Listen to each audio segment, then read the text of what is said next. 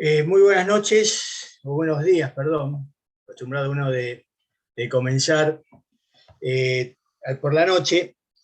Bueno, quiero darle las bienvenidas a esta desde la Universidad de Investigación e Innovación de México, UICS, a este ciclo de conferencias. Soy Jorge Castrillón, director de Marketing y Expansión Educativa UICS. Y esta noche voy a ser el moderador de este evento del primer ciclo de conferencias internacionales. Y vamos a tener un tema muy interesante con un gran profesional del exterior, de España, que nos va a hablar sobre el mundo fintech. Pero antes, una pequeña presentación.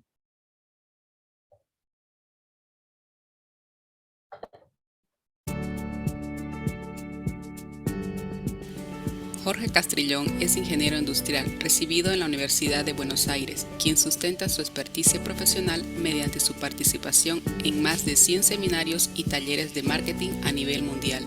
Sus primeros años de carrera transcurrieron en ventas y marketing de las principales compañías de consumo masivo de Venezuela y Argentina.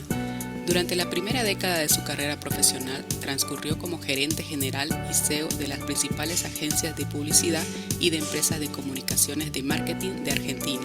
Es founder y CEO de Génesis Marketing Educativo y actualmente es director de Marketing Educativo y Expansión Internacional UICS.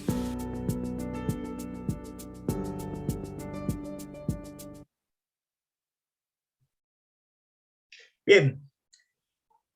Una pequeña presentación sobre nuestra universidad. UICS nace en la Ciudad de México, Cuernavaca. Prácticamente es una universidad que tiene más de 20 años y prácticamente, trabajamos desde Quito, el primer grupo de doctorantes. En total tuvimos 994 postulaciones y 377 inscriptos. Estamos abriendo Colombia, Bolivia y Texas en Estados Unidos. Y ahora estamos entrando en, Centroamérica. Para poder entender qué es UICS, un pequeño video de introducción.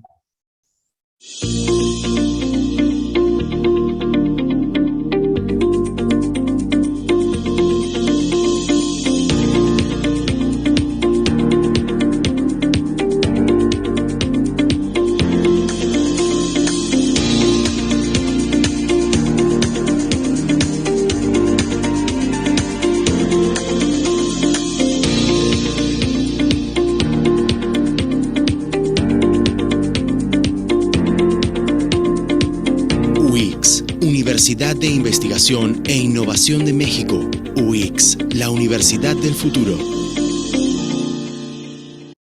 UICS de alguna manera nace para cubrir unas falencias que está teniendo el mercado de las universidades de Latinoamérica, teniendo en cuenta los cambios exponenciales que estamos enfrentando. Por eso quiero presentarles el ADN de nuestra universidad, que dice que somos una universidad que piensa en la innovación como recurso inagotable, que rechaza el rol pasivo y elige ser parte de las soluciones que ayudan a resolver los problemas sociales y ambientales de nuestro entorno, buscando el mismo comportamiento en nuestros estudiantes. El concepto innovación es el eje central de nuestra universidad y el concepto de rechazar el rol pasivo tiene que ver con que nosotros formamos una comunidad de innovadores, pero una comunidad de innovadores bastante particular, porque lo que decimos es desconocemos el futuro, pero sabemos la importancia que tienen y tendrán las habilidades emergentes como la creatividad, el pensamiento crítico, la gestión de lo impredecible, las habilidades no cognitivas para desarrollar cualquier trabajo. Y eso es lo que nos centramos.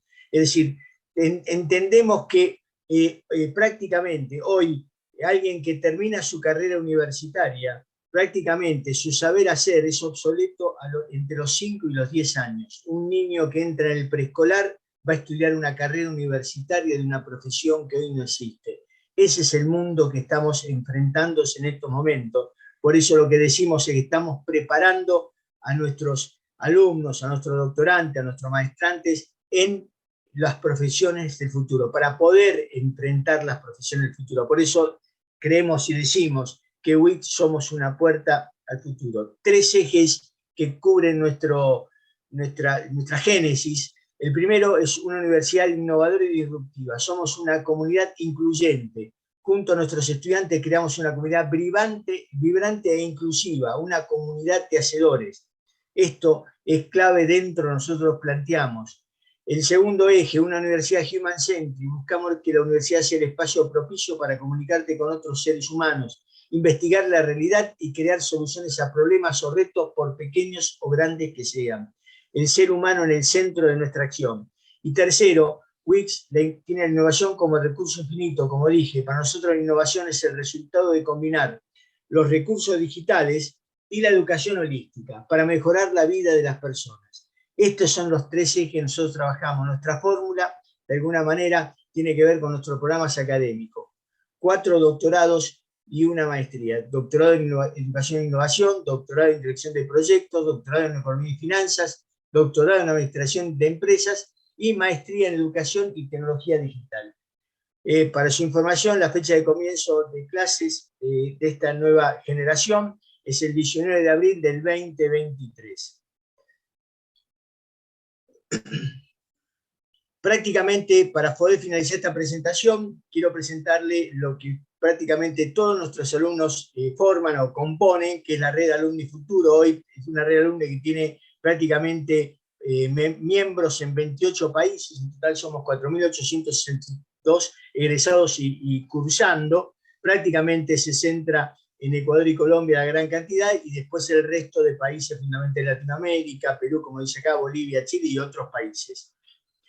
Esta red alumni tiene como centro, como dije antes, el formar las habilidades emergentes, y tenemos como objetivo, inclusive en el acto de bienvenida, si alguno de ustedes ya ha estado o va a estar, nosotros invitamos a la familia e incluimos en las actividades que hacemos a la familia, porque entendemos que la familia es un eje importante en el sostén de la carrera de todos ustedes. Estas son todas las actividades que tenemos en este momento, que desarrollamos a lo largo del año con la red Alumni Futuro Value Global. Así que ahora, sin más, prácticamente voy a presentar un video que sería el final de mi presentación, de una alumna doctorante colombiana, para que ustedes puedan entender cuál es la sensación o el sentimiento que tienen nuestros alumnos. Perdón.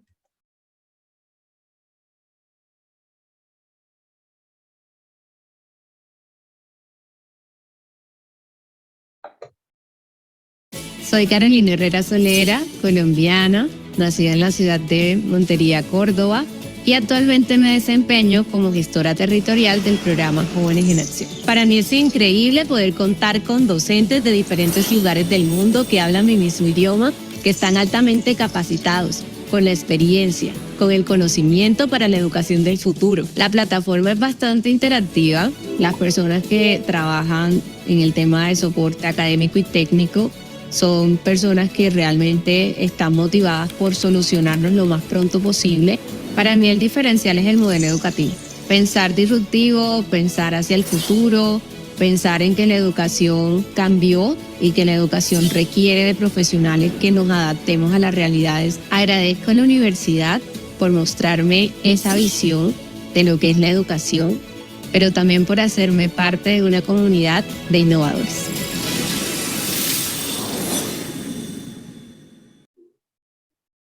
Bien, para el día de hoy tenemos la ponencia del doctor Máximo Santos Miranda con su tema Mundo Fitness. Quiero comentarles que todos aquellos que quieran hacer una pregunta serán respondidas al final de la ponencia de nuestro invitado, por lo tanto usen el chat para poder usarla. Así que sin más, voy a presentar a nuestro invitado de hoy, ¿sí? Que va a hablar sobre el mundo fitness. El doctor Máximo Santos es doctor en Ciencias Económicas por la UNED. Su carrera profesional transcurrió como gerente de Tesorería y Riesgo de Cemex, Italia y España, responsable de Tesorería y Riesgo de Solaria, Energía y Medio Ambiente, jefe de Coordinación Financiera Internacional de Repsol y Growth Trucker del Grupo Logístico CC. profesor titular en materias de economía y finanzas en el CMI Business School y la Universidad Europea Miguel Cervantes y la Universidad Isabel I de Castilla. Cuenta con 42 publicaciones en revistas como Forbes, Centroamérica, revista Gestión de Ecuador, World Empresa y Funcas. Así que, Máximo, dejo de compartir y bienvenido y gracias por participar. Todo tuyo la pantalla. Muchísimas gracias por la presentación y por haberme invitado, ¿no?, a esta charla tan interesante y de un tema que para mucha gente es bastante desconocido, ¿no?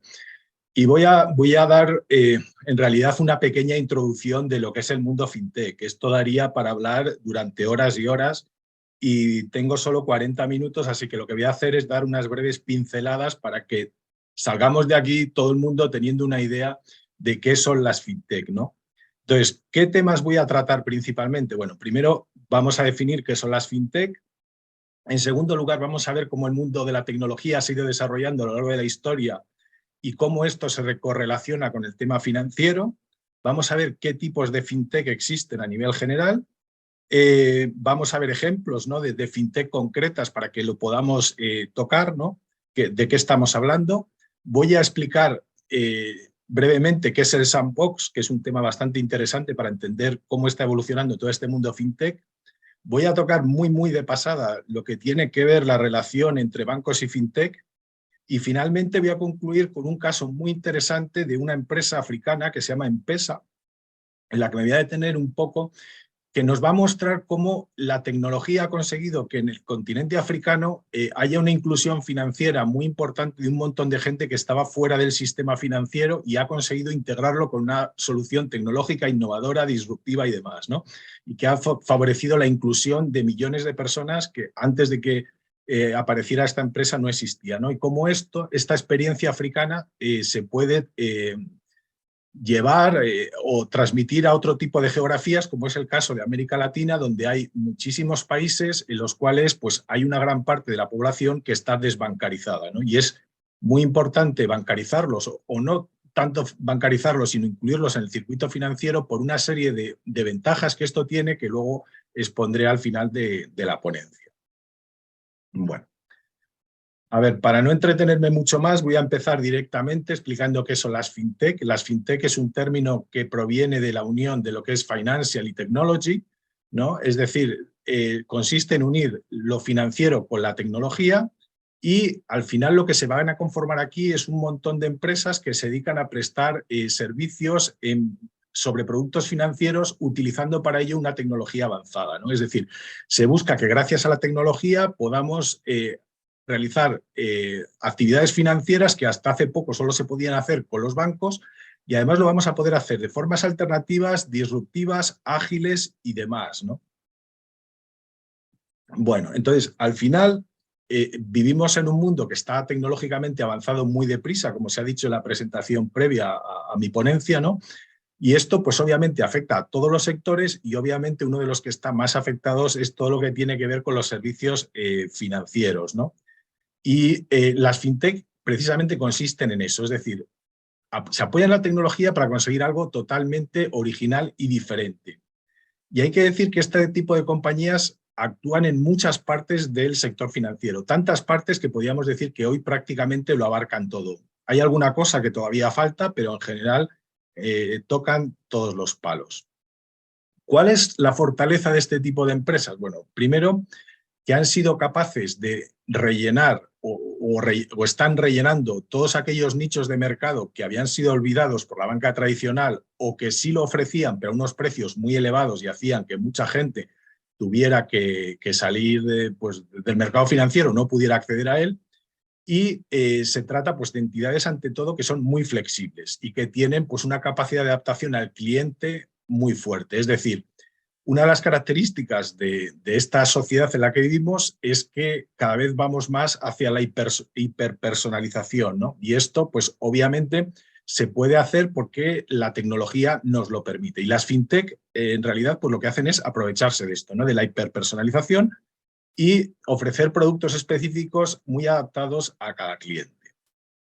Pero antes de ver este tema, vamos a ver cómo ha ido evolucionando la tecnología, ¿no? A lo largo del tiempo y cómo el mundo financiero se ha ido adaptando a esta evolución tecnológica, ¿no? Bueno, el origen remoto de las fintech, si lo queremos ver así, tiene que ver con el nacimiento del telégrafo, ¿no? Y más remotamente el tema del barco de vapor y los ferrocarriles. ¿Por qué? Porque estos sistemas permitían que la información se transmitiera rápidamente, ¿no? Así, en 1918 se crea en Estados Unidos el sistema Fedwire, un sistema que todavía hoy está en funcionamiento. Por lo tanto, con este sistema lo que se hace es que se deja de realizar las transacciones de forma física y se empieza a procesar mediante un sistema basado en el telégrafo. Antes, en el siglo XIX, XVIII, cuando tú querías hacer una transferencia dentro de Estados Unidos de un estado a otro, pues tenías que hacer un envío de oro a través de las diligencias y de todo este tipo de cosas que hemos visto en las películas antiguas del oeste, los western. Entonces, eso, pues, ¿qué suponía? Suponía mucho coste, suponía riesgo, porque ibas por zonas, pues, que podías ser asaltado y demás. Entonces, todo esto con el telégrafo se mejora, ¿no?, de una forma sustancial y se permite hacer muchísimas más transacciones, más seguras, más rápidas y, sobre todo, mucho más económicas, ¿no?, que es la parte más importante. Otro interesante en el desarrollo tecnológico que tiene que ver con el mundo fintech es la creación de las tarjetas de crédito. Esto lo podemos ver que más o menos surgió en la década de los 50 y la idea nació cuando Frank McNamara pues tenía que pagar una cuenta en el restaurante, se dio cuenta que no tenía dinero para pagar, tuvo que llamar a su esposa por teléfono para que fuera al banco, a su casa y posteriormente al restaurante para poder pagar. Y bueno, esto le sirvió de tal bochorno que dijo, hay que hacer algo para crear un sistema de pagos personal y seguro, de forma que, aunque tú no lleves el dinero efectivo contigo, siempre puedas pagar y no tener que vivir estas situaciones tan bochornosas, ¿no?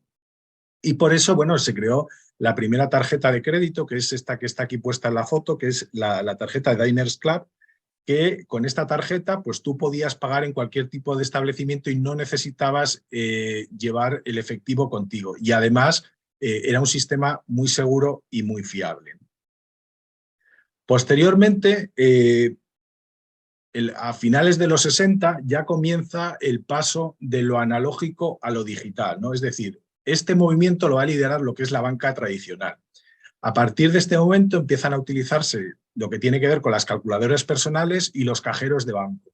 Y un hecho muy importante tuvo lugar en el año 1973 en que se lanza SWIFT. SWIFT, que no es más que un sistema, un protocolo de comunicación entre grandes instituciones financieras que hoy utilizan más de 12.000 bancos en todo el planeta.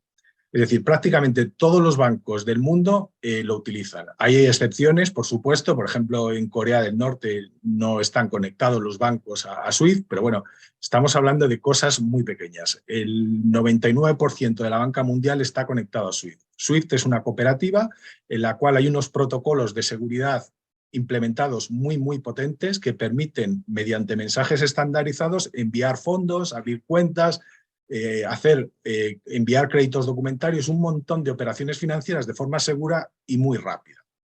¿Qué consiguió SWIFT? Bueno, SWIFT consiguió que el volumen de transferencias internacionales se disparara. A partir de que tú puedes enviar dinero de forma rápida, segura, ágil y demás, y todos los bancos están conectados, pues empezó a usarse de forma masiva y el volumen aumentó. No fue un salto tan importante como el que en su día fue el telégrafo. Hay que decir que posteriormente a SWIFT, aparte de los 12.000 bancos que he comentado, también se han añadido un montón de empresas multinacionales. Es decir, si tú eres una empresa multinacional, imaginemos una gran petrolera, por ejemplo, te puedes conectar al sistema SWIFT y hacer a través de lo que se llama un service bureau, enviar este tipo de mensajes y enviar este tipo de transferencias, ¿no? Con lo cual, pues se abre todavía más las posibilidades de mover cantidades de dinero. Como comentaba antes, otro de los elementos disruptivos, ¿no?, de esta época tiene que ver con el lanzamiento de los cajeros automáticos, ¿no?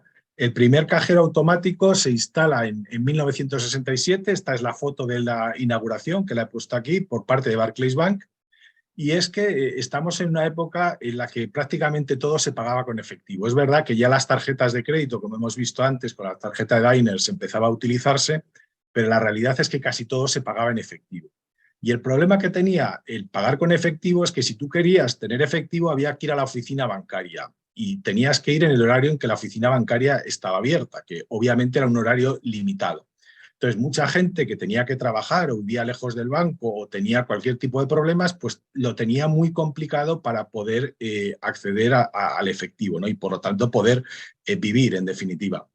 Entonces, a partir de aquí, pues se dan cuenta que la idea del cajero automático sería muy interesante porque cualquier persona va a poder acudir a su oficina bancaria, al banco, de una forma automatizada y poder retirar efectivo.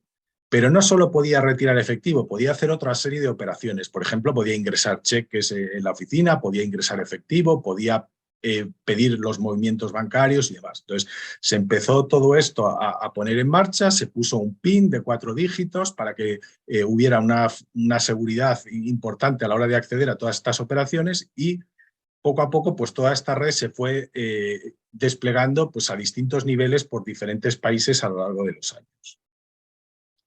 Bueno. En los años 90 del siglo pasado hay una nueva evolución en todo lo que tiene que ver con el mundo de la tecnología y las finanzas. Y es que empieza a funcionar la banca telefónica y la banca por Internet. Obviamente no todos los países van a la misma velocidad, no en todos los países se desarrolla de la misma manera, pero poco a poco pues hay unos países que van como avanzadilla y los demás pues van detrás viendo las bondades del sistema y poco a poco lo comienzan a utilizar. A finales ya de los 90, el tema del comercio electrónico empieza a despegar. La empresa Amazon en aquellos tiempos ya vendía discos y vendía libros por Internet. Era un negocio mucho más reducido que el que tiene ahora mismo, pero ya se podía pagar y comprar a través de Internet, ¿no? Por lo tanto, esto hacía necesario pues, que hubiera que utilizar unos sistemas de pago muy diferentes a los que se venían utilizando tradicionalmente en una tienda física.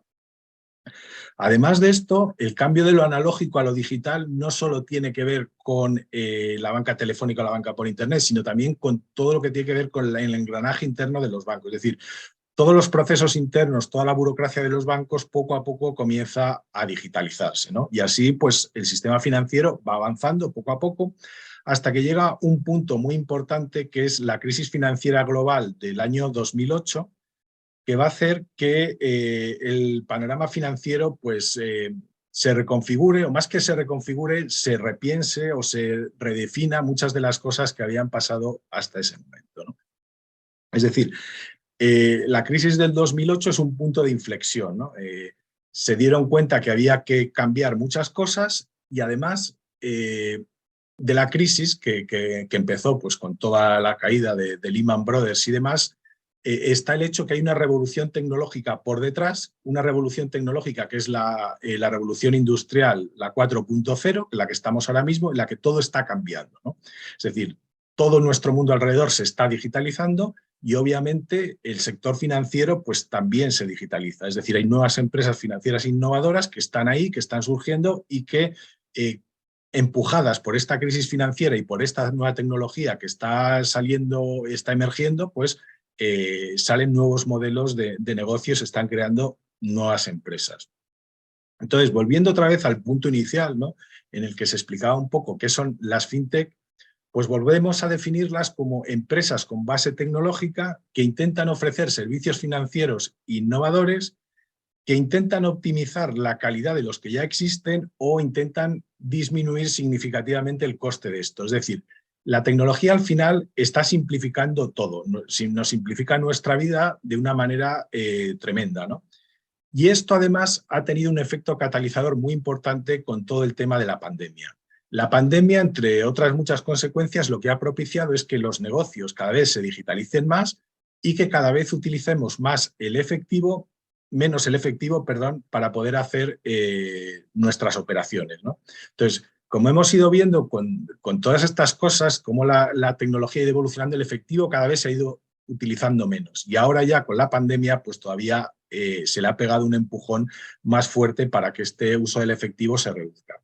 Aquí volvemos a lo mismo. Hay países en los que el uso del efectivo hoy en día ya es muy marginal. Estoy pensando, por ejemplo, en el caso de Suecia. En Suecia prácticamente el efectivo no se usa, pero existen otros países donde, por ejemplo, en Perú, el efectivo todavía se usa bastante. Ello no quiere decir que en todos la tendencia general es clara. El efectivo poco a poco se está reduciendo y la tecnología tiene un papel muy importante en la reducción de este efecto. Bueno.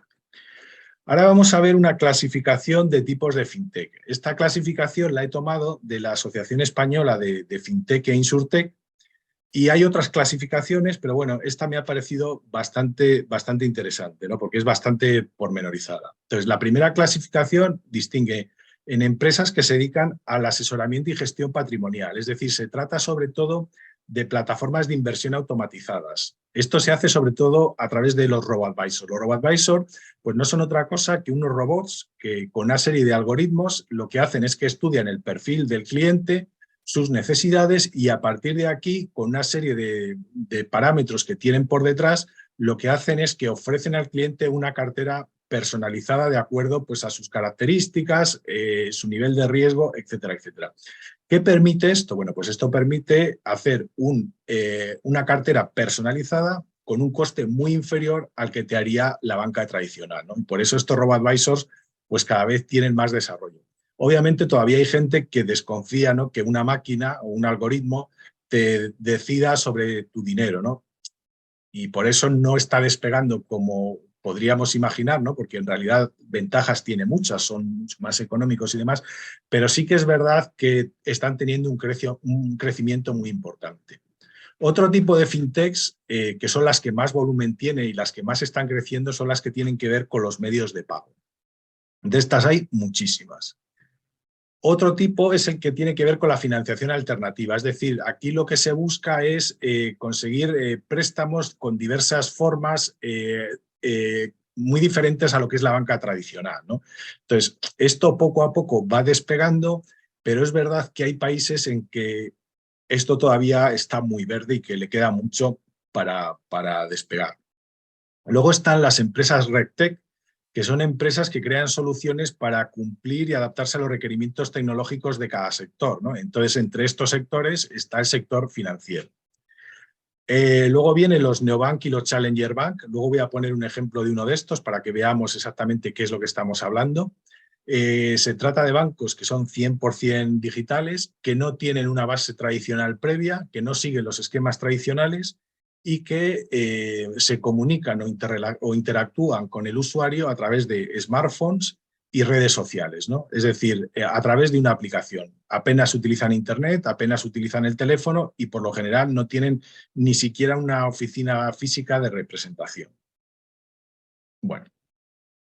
Otro tipo de fintech son las que tienen que ver con la identificación online de clientes, es decir, se trata de proporcionar servicios destinados para identificar personas a distancia a través de medios electrónicos.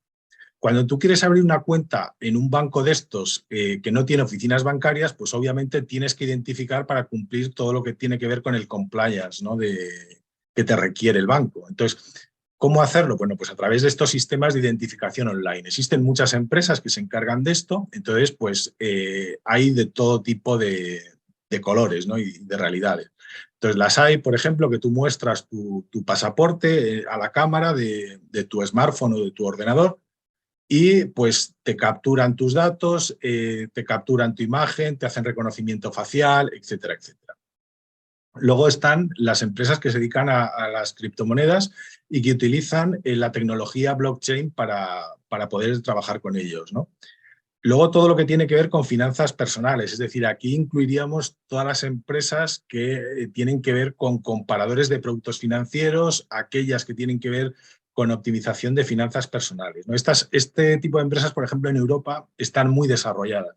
¿Por qué? Porque la legislación lo ha propiciado, es decir, se trata de que en esta plataforma pues tú puedas ver las ofertas, por ejemplo, en depósitos que te ofrecen bancos de distintos países y tú puedas comprar esos depósitos o invertir en esos depósitos o comprar esas acciones a través de distintas entidades bancarias, ¿no? Entonces, lo que hacen este tipo de plataformas es que te lo ponen todo en una misma pantalla para que tú simplemente elijas la mejor opción dentro de todas las que hay.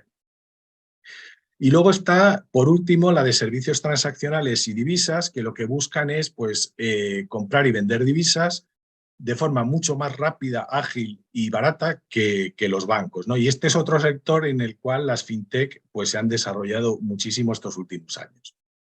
Entonces ahora vamos a ver unos ejemplos, he cogido 4 que son de las más importantes, podía haber escogido muchas más, pero bueno, lo he hecho un poco de forma ilustrativa. Entonces una de ellas es Ebury. Ebury es una empresa bastante grande que ha crecido exponencialmente porque realmente ha empezado hace muy pocos años.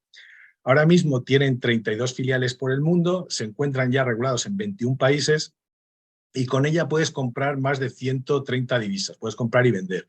Esto significa que prácticamente cualquier divisa del mundo puede ser transaccionada con esta fintech, ¿no? Para que nos demos cuenta del volumen que tiene esta empresa, que ha nacido, ya lo digo, hace muy pocos años, en estos últimos 12 meses han hecho transacciones por 23.000 millones de dólares, es decir, es una cantidad pues, realmente notable. Entonces, ¿quién es el mayor accionista ahora mismo de esta empresa? Bueno, pues el mayor accionista es el Banco Santander. El Banco Santander ha ido adquiriendo diversos paquetes de acciones a través de ampliaciones de capital o a través de compra directa a los socios anteriores y ahora mismo tiene una participación del 67%. El Banco Santander, como luego veremos la rivalidad entre bancos y fintech, se ha dado cuenta que esta fintech le ofrece muchas cosas muy interesantes para sus clientes, que puede ser un rival, pero también puede ayudarle en muchas cosas y por tanto ha decidido adquirirlo, ¿no? Y para lo cual pues, ha hecho una inversión de unos cuantos cientos millones de dólares para comprar este porcentaje.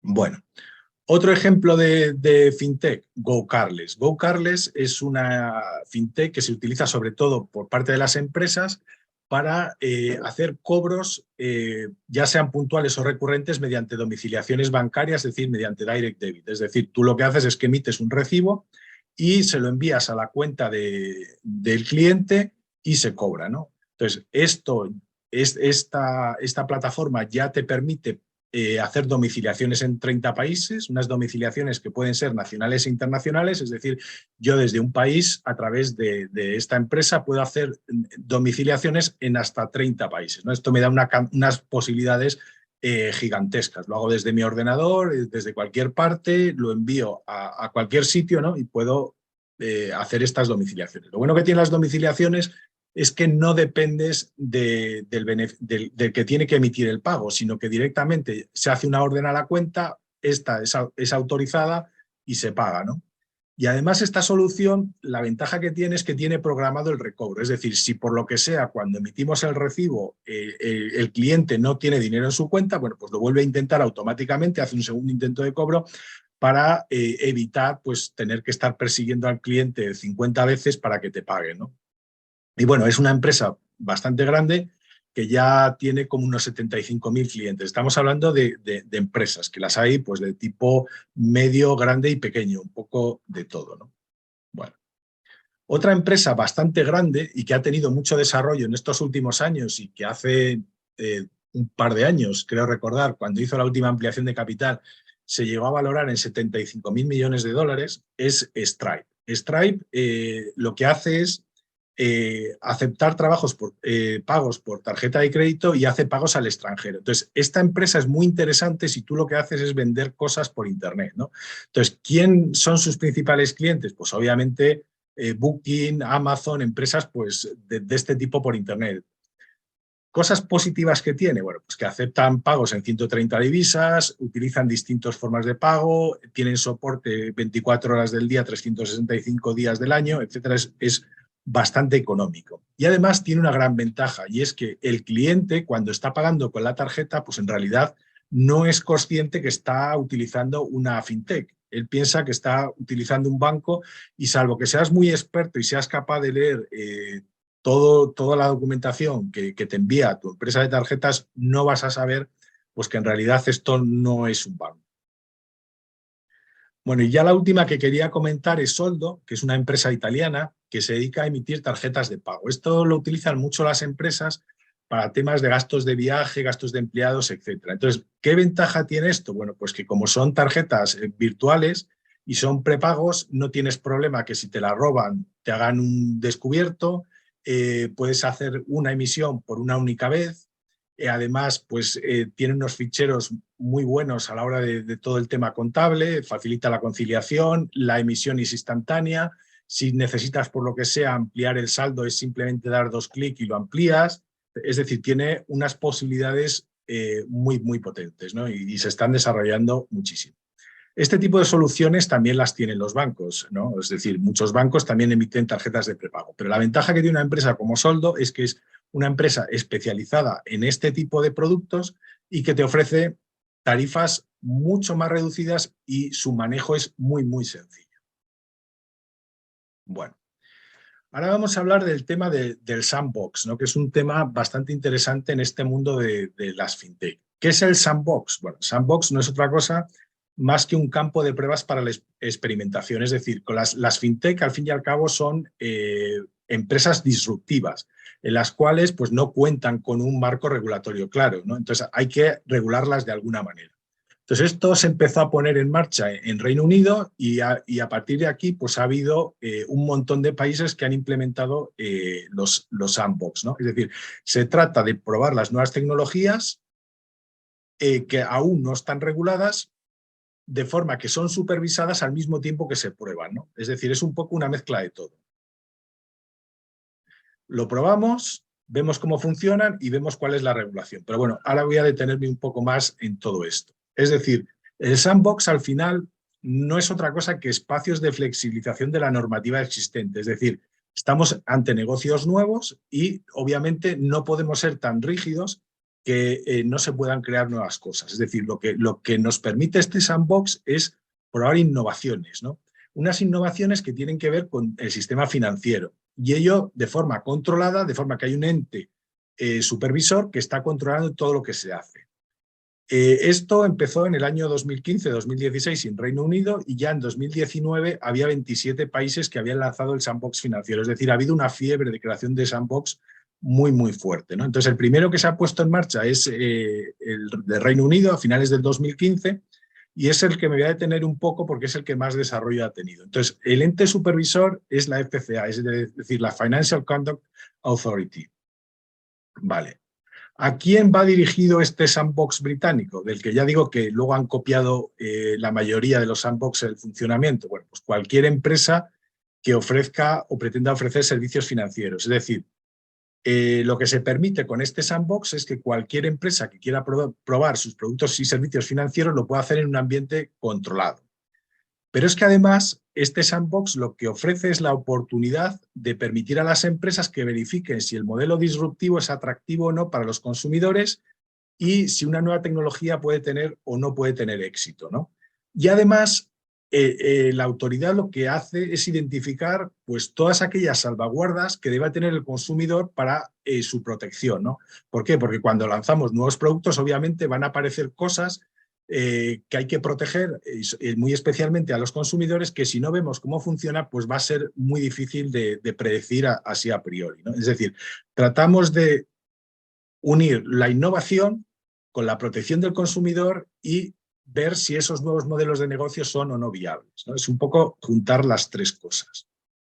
Entonces, lo que buscamos con todos estos test es que el cliente se vea beneficiado, ¿no? Y por lo tanto, lo que se hace es que estas pruebas se hacen, obviamente, con un número de clientes muy limitado, con un periodo de prueba acotado, que suelen ser unos meses, unas semanas, no más, y con importes pequeños. Obviamente, las pruebas se hacen con poco dinero, ¿no? Entonces, para formar parte de estos test, pues lo que hay que hacer es cumplir una serie de trámites burocráticos. Entonces, lo que haces es que tú presentas ante la autoridad tu proyecto, lo explicas de forma clara, qué es lo que quieres hacer, etcétera, etcétera, y se presenta a la autoridad y éste decide ver si lo tutela o no lo tutela. Entonces, esto se hace en ventanas temporales, es decir, cada 3 meses, cada 4 meses, lo que estime la autoridad, pues se abre una nueva ventana y se admiten solicitudes para participar de estos test del sandbox. Bueno, entonces, en el Reino Unido se aceptan todo tipo de solicitudes, es decir, admiten propuestas de todo tipo de empresas, es decir, empresas pequeñas, grandes, medianas, que están empezando, que ya tengan una trayectoria, que ya estén muy desarrolladas, etcétera, y además lo hacen sobre cualquier subsector del ecosistema financiero, es decir, el volumen de empresas que pueden acceder a este banco de pruebas es muy elevado. Y de hecho, una de las cosas por las que esto se implementó en Reino Unido es porque querían atraer a una gran cantidad de innovación extranjera a Reino Unido. Es decir, dieron una legislación muy favorable, facilitaron que todo tipo de empresas pudieran acudir a esto y, por tanto, pues fueron tremendamente flexibles y amplios para que cualquiera pudiera acudir. De hecho, si vemos las ventanas que se han ido abriendo, ¿no?, y las empresas que lo han solicitado, veremos que muchas, diría que la mayoría, son de empresas que nacieron fuera del Reino Unido. Entonces, uno de los objetivos que tiene este sandbox y que es el objeto de esta conferencia al final es el de lograr la inclusión financiera de todos aquellos colectivos que ahora mismo están fuera del sistema bancario y que van a poder acceder a él gracias a la tecnología y que van a poder tener además servicios financieros baratos, ágiles, de calidad y muy fáciles de utilizar, ¿no? Esa es al final la gran ventaja, ¿no?, que tiene este tipo de cosas, ¿no? Entonces, bueno, aquí he puesto algunos de los países que cuentan con sandbox. En Asia, pues obviamente están los tecnológicamente más avanzados, de Singapur, Hong Kong, Malasia, Japón, Taiwán, Emiratos Árabes, Corea del Sur. Y bueno, luego en África y en América, pues también hay unos cuantos, ¿no? En América Latina, por ejemplo, está Colombia y México, pero ya hay algún país más. Bueno, al final, el tema regulatorio es el principal reto de las fintech. Es decir, cuando una fintech sale al mercado y hace un modelo tan sumamente disruptivo, pues obviamente muchos aspectos no van a estar regulados. ¿Por qué? Porque es muy difícil prever cómo va a evolucionar la tecnología por parte del legislador, ¿no? Por tanto, lo que tienes que hacer como regulador es, por una parte, impulsar la innovación, porque obviamente si no la impulsas tú, la van a impulsar otros y vas a perder cuota de mercado, pero al mismo tiempo tienes que proteger a los consumidores y siempre siendo pues, muy neutral, ¿no?, entre todos los actores, ¿no? Y por tanto lo que intentas es lo que decía antes, las tres cosas: potenciar la innovación, favorecer a los consumidores, crear un marco estable y favorecer la creación de la nueva regulación. Todo, al final el dinero, pues obviamente es miedoso y si una empresa de estas no funciona bien y hay un riesgo para los consumidores, pues obviamente se te puede caer todo el ecosistema de las fintech, ¿no? Por eso, bueno, pues es un tema muy importante. Bueno, ahora otro tema que quiero comentar, y este sí que lo voy a comentar muy de pasada, porque este tema daría para 3 charlas o más, es la relación entre bancos y fintech, ¿no? Entonces aquí voy a ver 2-3 diferencias muy importantes entre ambos tipos de entidades. La primera que tenemos que tener claro es que los bancos son entidades multiproducto, es decir, los bancos te ofrecen de todo. Es verdad que los bancos tienen diferentes divisiones, es decir, tienen banca personal, banca privada, banca de empresas, banca minorista, etcétera, etcétera, pero en realidad tú en un banco puedes acceder a todo tipo de productos, a cobros, a pagos, a tarjetas de crédito, a avales, a financiación, a préstamo hipotecario. Habrá bancos que no tengan una oferta total de todos los productos, pero la mayoría ofrecen prácticamente todo o todo, ¿no? Sin embargo, las fintech son monoproducto o como mucho ofrecen 2 o 3 productos, no más. Es decir, no están interesados en ofrecerte todo lo que te ofrece el banco.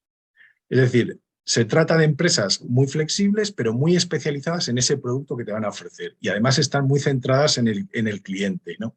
Entonces, ¿qué ha permitido esta especialización tan fuerte? Bueno, pues que les puedas ofrecer a los clientes precios mucho más competitivos que los de los bancos y además con una calidad de servicio muy fuerte. ¿Esto cómo se consigue? Bueno, primero, gracias a la tecnología y en segundo lugar, a que lo que buscas como empresa fintech es hacer muy sencillo el acceso a los servicios financieros a la clientela, ¿no? Las nuevas tecnologías te lo permiten, ¿no? Es decir, lo que pretenden estas empresas es ser especialistas en el producto que te ofrecen y ser los mejores en eso. No quieren solucionar todas tus necesidades. Si quieres todas tus necesidades y no trabajar con varias fintech, vete a un banco. Pero si quieres un producto especializado, más barato, eficiente y muy pendiente del cliente y sencillo de utilizar, entonces vete a una fintech.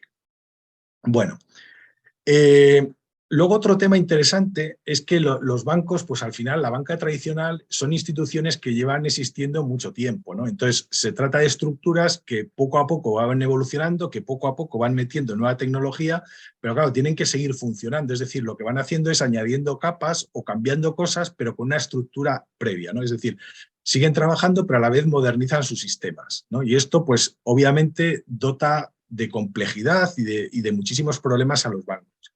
Sin embargo, las fintech tienen una gran ventaja, y es que empiezan a construirse desde cero. Es decir, no tienes que basarte en ninguna estructura previa. No tienes necesidad de una red física en todo el territorio, como sí que tiene la banca tradicional, y obviamente esto lo que hace es que tengas unos costes muy inferiores, ¿no? Además, las fintech por lo general lo que hacen es centrarse en productos financieros que tienen mucho volumen y un margen más interesante, ¿no? Entonces, las fintech, como vemos, son muy diferentes a los bancos. Se apoyan en la tecnología, no tienen presencia física o si la tienen es mínima y sobre todo, pues eso, buscan precios más baratos, agilidad, servicio 24 horas, hiperpersonalización y estar muy centrados en el cliente, ¿no? En cambio, los bancos pues traen unas cargas del pasado que obviamente van evolucionando y la banca electrónica va mejorando y las aplicaciones van mejorando, pero claro, siempre teniendo en cuenta que lo que hacen es reconfigurar lo que ya existía o superponer lo que ya existía. Entonces, llegados a este punto, entre bancos y fintechs hay dos estrategias, que son la confrontación o la colaboración. Esto la verdad es que da para horas de charla, ¿no? Porque aquí ha habido todo tipo de cosas, ¿no? Pero simplificándolo enormemente, podemos decir que en una primera etapa, en los años pasados, ¿no? Lo que había era una confrontación, es decir, las fintech y los bancos eran enemigos, intentaban buscar la clientela en esos productos y demás, ¿no?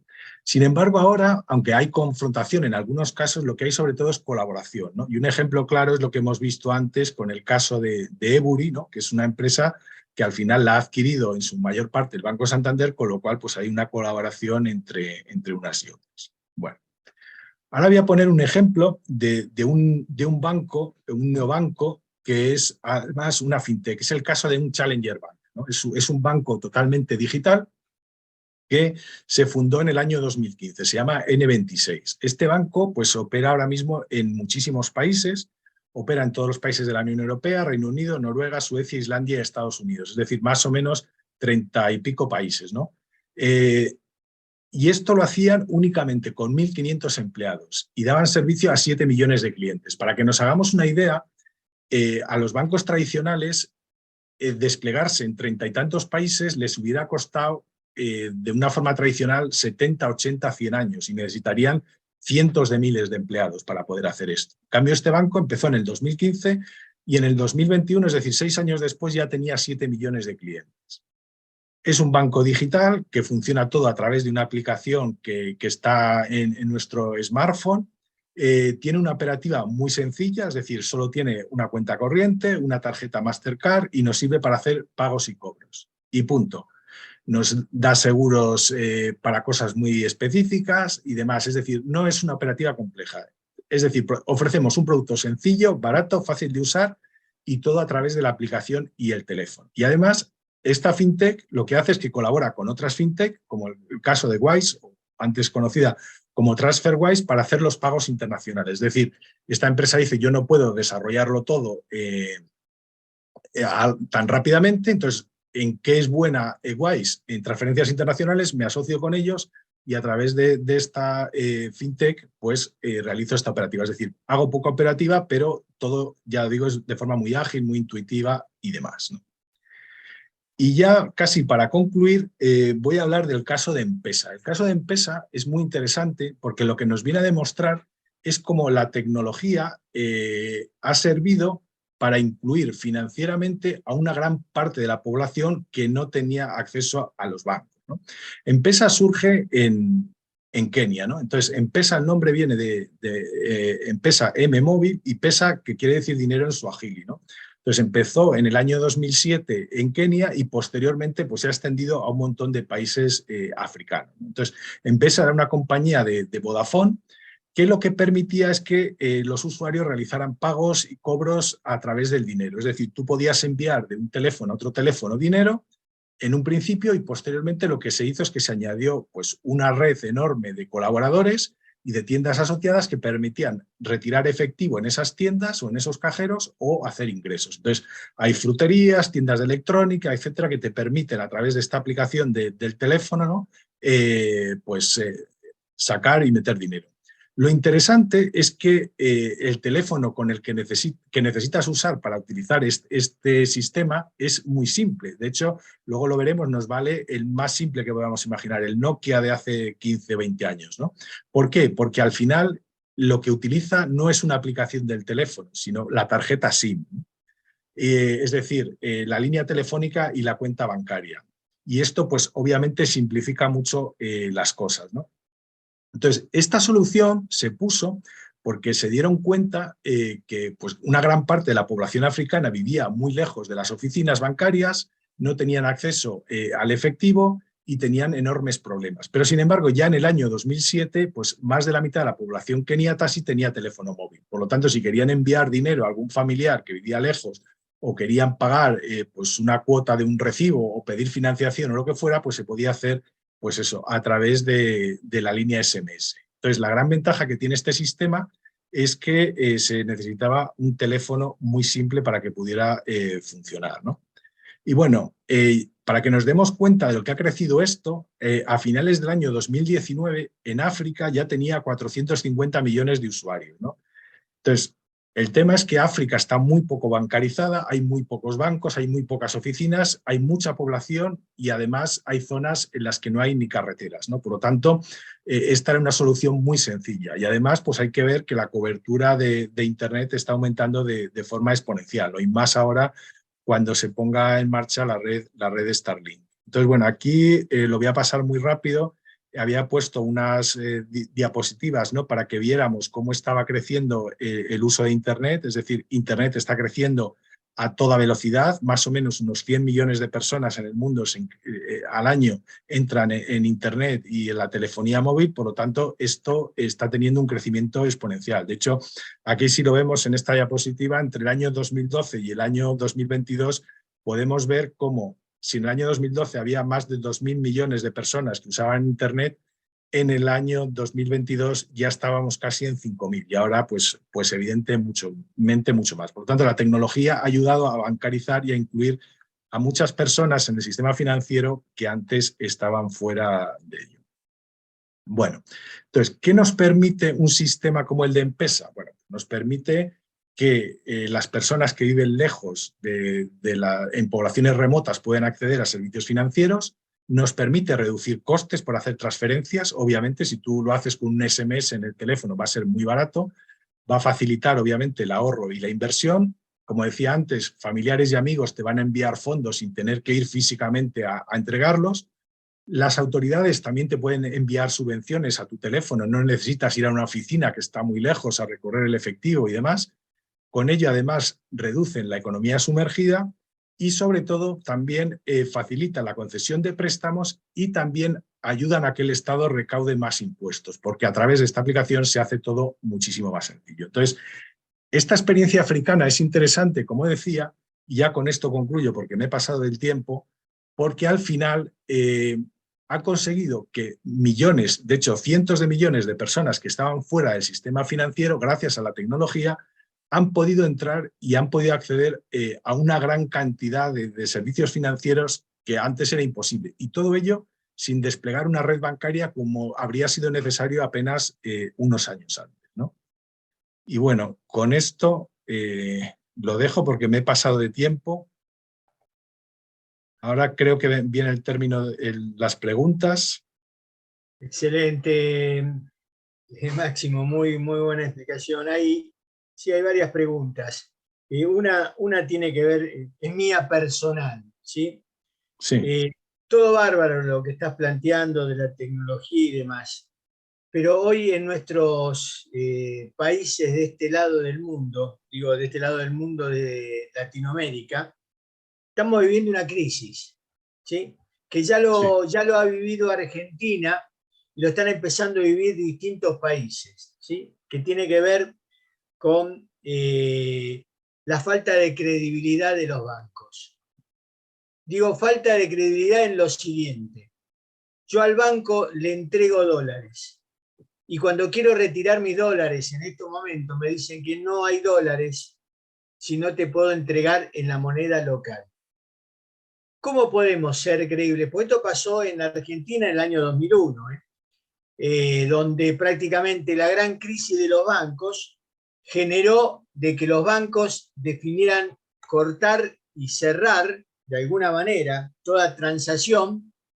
¿Cómo lo vamos a manejar en un mundo incierto, voluble, cambiante, donde es muy difícil creer? ¿Cómo lo manejan las fintechs esto? Porque prácticamente estamos hablando de empresas que están trabajando a nivel multipaís, ¿sí? Y creo que digamos, este tipo de negocio, negocio, llamemos de negocio porque es un negocio, tiene que tener confiabilidad. ¿Qué tenés para decirme de esto, Máximo? A ver, el tema es complejo, ¿no? Porque obviamente aquí hay un tema muy importante y es la regulación. Entonces, estas empresas están sometidas a una regulación igual que están sometidos los bancos. Entonces, hay regulación nacional que tienen que soportar de cualquier manera.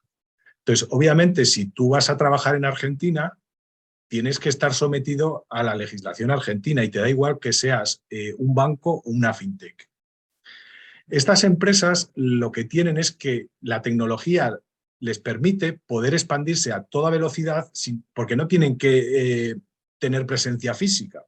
Pero claro, necesitan un marco regulatorio que las admita y que las favorezca y que quieran que entren, ¿no? Porque tienen muchas ventajas. Entonces, si cogemos, por ejemplo, el caso que contaba antes de Ebury, Ebury se encuentra regulada en 21 países, es decir, tú con Ebury puedes hacer muchas cosas en muchos sitios, pero hay países en los que no puedes. Obviamente Argentina es uno de ellos, porque Argentina tiene una legislación local que no te permite operar ahí. ¿Quiere decir esto que un argentino no pueda utilizar estas fintech?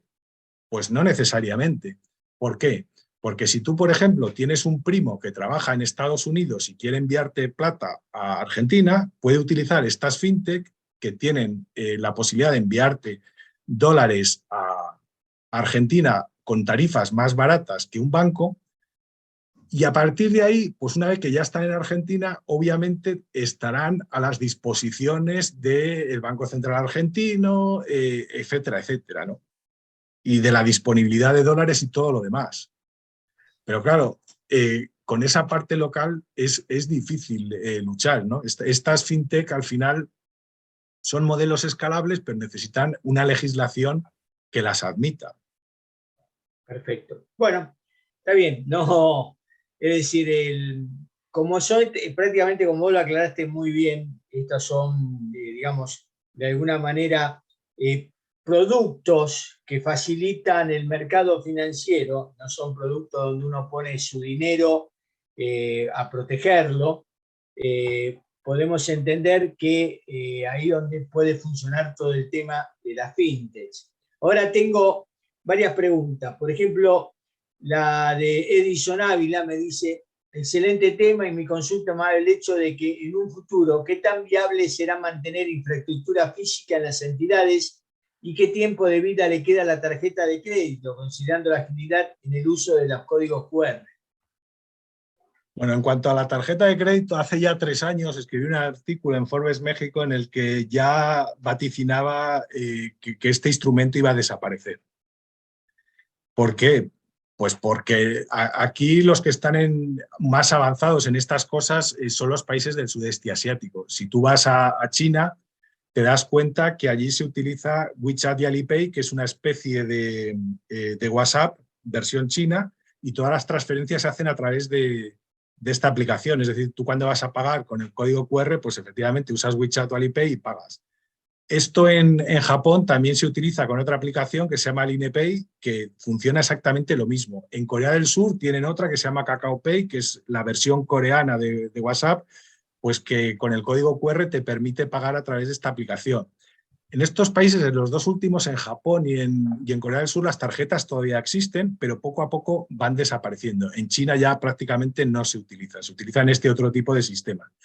Y aquí en el resto del mundo pues vamos un poco a eso. Y si no es eso, pues es a las tarjetas que tienes en la billetera electrónica del teléfono.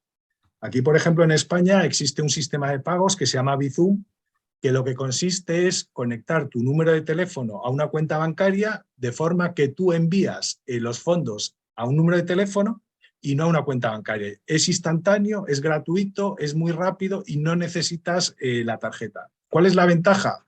Pues que en una tarjeta, cuando tú vas a pagar con tarjeta, tienes que pagar a Mastercard, al banco, a la red y demás. Con esta operativa de Bizum, pues por el momento es gratuito, con lo cual muchos comerciantes, y sobre todo si el dinero que tienes que pagar es pequeño, prefieren que les pagues, ¿no?, con este tipo de cosas, ¿no? Entonces, yo creo que las tarjetas de crédito de plástico de toda la vida, las que hemos venido utilizando estos años, van a desaparecer en función, pues, de todo este tipo de cosas, ¿no? Del WeChat, del Alipay, de las billeteras digitales, de Apple Pay, de todas estas soluciones que hay, porque hay cada vez más. Claro. Otra pregunta de Yudeli Sagramonte dice, ¿qué tan seguras son estas plataformas con respecto a las informaciones que manejan de sus clientes? Hombre, a ver, seguras son bastante seguras en general. Hasta ahora no ha habido grandes problemas. Hay que tener en cuenta, pues, que al final casi todas acaban utilizando la misma infraestructura que los bancos, o sea, el canal SWIFT y demás. Entonces, hasta ahora han funcionado bastante bien. Aquí viene el problema de la regulación, ¿no?, que comentaba antes, ¿no? Y he hablado del banco de pruebas y todo este tipo de cosas. A ver, el gran hándicap que tienen los bancos es que al final tienen que soportar una regulación muy fuerte en comparación con las fintech. ¿Y esto qué supone? Pues que el banco tiene que gastar una cantidad de recursos enorme en cumplir toda esta normativa. En cambio, las fintech tienen una normativa muchísimo más ligera, muchísimo más, pues, de aquella manera. ¿Por qué? Porque todavía no está desarrollada, ¿no? El modelo todavía se está perfeccionando y demás. Entonces, obviamente no tienes a los supervisores con un nivel de regulación tan fuerte como tienen los bancos. Y esto, pues, obviamente, es hasta cierto punto un hándicap. Pero bueno, instituciones, por ejemplo, como la que hemos comentado antes de Ebury, que tiene por detrás como gran accionista al Banco Santander, pues obviamente tiene un nivel de seguridad muy alto. Hay otras más pequeñas que obviamente tendrán una seguridad o tendrán una infraestructura más pequeña. Tenemos que tener en cuenta que sí, la tecnología está muy bien y hace muchas cosas, pero también son empresas que por lo general tienen muy pocos empleados, ¿no? Entonces, a lo mejor ante un ataque cibernético, pues no tienen la capacidad de respuesta que puede tener un banco, ¿no? Pero en general son bastante seguras hasta ahora. Perfecto. Otra pregunta dice Miguel Cabrera, ¿en Ecuador existe algún tipo de fintech o existe la posibilidad de que se pueda crear una fintech? A ver, en Ecuador está empezando. O sea, Ecuador va en este aspecto con retraso porque, a ver, como comentaba al principio, en todo este tipo de cosas hay países que van muy por delante y luego otros países que poco a poco se van incorporando. Entonces, esto depende de varias cosas. Depende del nivel de educación financiera de las personas, esto lo primero, porque obviamente si tú tienes un nivel, una cultura financiera bajo, pues implementar este tipo de herramientas pues es más complicado. Y luego pues depende también de lo permisivo que sea el gobierno, de lo flexible, de la facilidad que tengan para instalar este tipo de empresas. O sea, hay muchas cosas ahí. Entonces, ahora mismo los grandes polos de desarrollo de este tipo de industria, como decía antes, están en el sudeste asiático, Singapur, Japón, China, Corea del Sur y demás, en Estados Unidos, en Europa Occidental y en Israel. Israel tiene, para la población que tiene, una cantidad de fintech enorme. Y luego también en lo que es Oriente Medio hay países como, por ejemplo, Emiratos Árabes Unidos, que está haciendo una apuesta muy fuerte por desarrollar todo este tipo de tecnología. América Latina va con retraso. Pero esto no, hay que verlo también un poco país a país. Brasil, por ejemplo, está ahora mismo bastante efervescente, se están creando muchas empresas, muchos neobancos, etcétera, y otros países como Ecuador, por ejemplo, que va con más retraso. Pero bueno, Colombia, por ejemplo, sí lleva años desarrollando esta industria y poco a poco pues, se va incorporando. Perfecto. Me dice acá Jenny Peralta, en referencia a los ejemplos de fintech citados por el doctor Máximo, la red Western Union, ¿podría ser un ejemplo de fintech? Pues hombre, a ver, es que al final esto es un concepto nuevo, ¿no? Entonces, ¿qué entra aquí y qué no entra aquí? Pues es difícil saberlo. Western Union, igual que PayPal, pues lo podríamos considerar que entra dentro de estas redes, ¿no? Es decir, al final, pues Western Union o MoneyGram o todo este tipo de instituciones se apoyan en tecnología para enviar dinero rápidamente de un punto a otro. ¿Qué es lo que pasa? Bueno, pues que estas instituciones también tienen que evolucionar, porque hoy en día hay otras plataformas que tecnológicamente han avanzado mucho y poco a poco pues, les están ganando terreno, ¿no? Gracias. Compartir pantalla. Para ir finalizando de alguna manera, voy a comentarles cuáles son nuestros próximos eventos, ¿sí?, del ciclo de conferencias. Prácticamente este martes 11 de abril, vamos a tener a la magíster Irene Cristian Chávez Cuevas, que va a hablar sobre transformación social basada en una correcta información y conocimiento sobre la problemática de la minería ilegal, fundamentalmente en el Ecuador. Esto estamos 19 horas de Colombia, Ecuador. El miércoles 12 de abril, la magíster Beatriz Elizabeth Medranda López hablará sobre innovación y buenas prácticas en la administración financiera municipal, un tema muy interesante, muy candente, este miércoles 12. Y el magíster Ronnie Israel Cabrera Tituana, el Impact Assessment of STEM Camp Case of Ecuador, el jueves 20 de abril, va a estar también con nosotros. Así que estas son nuestras próximas actividades. Así que prácticamente me resta solo decir a aquellos que tengan de alguna manera que no son nuestros alumnos y quieran participar, acá les dejo los datos de nuestra directora comercial de Wix, con su teléfono y su dirección comercial. Por favor, si tienen interés, con ella se pueden comunicar y poder darle todas las preguntas sobre nuestros productos. Y así llegamos al final, ¿sí?, donde prácticamente te agradezco muchísimo, Máximo, excelente la exposición, a mí me aclaró muchas cosas, entendí mucho del tema, nos sirve para aquellos que queremos meternos inicialmente en este tema tan pujante, tan nuevo y tan innovador. Muchas gracias por participar, Máximo. Muchas gracias por invitarme. No, al contrario, es un placer y esperamos contarte nuevamente contigo. Y a todos los presentes, por favor, me encantaría que puedan llenar una encuesta de satisfacción que se abre en el momento que yo cierro esta charla, esta conferencia de Máximo. Así que me despido de ustedes y muchas gracias por participar y gracias desde la Universidad de Investigación e Innovación de México. Muy buenos días, que sigan festejando este fin de Semana Santo y que sean felices en su vida.